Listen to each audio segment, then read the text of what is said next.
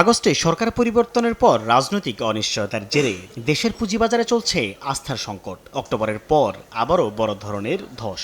বুধবার একদিনে Dhaka stock exchange ডিএসইর প্রধান সূচক পড়েছে 149 পয়েন্ট।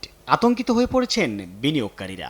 পার্শ্ববর্তী দেশে যুদ্ধ লাগলে আমাদের এখানে দাম কমে যায়, বা কোনো কিছু হলে ইন্টারন্যাশনালি কোনো কিছু হলে আমাদের এখানে দাম কমে যায়।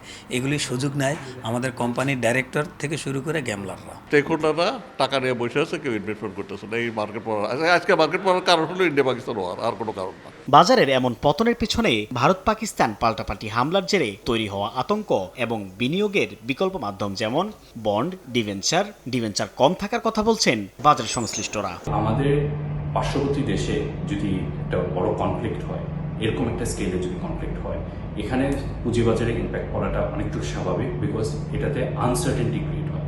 যখন মার্কেট ফল করা শুরু করে তখন বন্ডে বিনিয়োগটা চলে যায়, ওই অনুযায়ী ইকুইটি থেকে সেল অফ হচ্ছে। আমাদের দেশে এই জিনিসটাই হচ্ছে যে ইকুইটিতে সেল অফ হয়ে যাচ্ছে। তবে এই ধরনের সম্ভাবনাকে উড়িয়ে দিচ্ছে ডিএসই ব্রোকার্স অ্যাসোসিয়েশন ডিবিএ। সংগঠনটির সভাপতি বলছেন, কোনো পক্ষ পরিকল্পিতভাবে বাজারে আতঙ্কিত ছড়ানোর চেষ্টা করছে। ইন্ডিয়া পাকিস্তান যুদ্ধের সাথে আমাদের স্টক মার্কেটে কোনো সম্পর্ক নেই।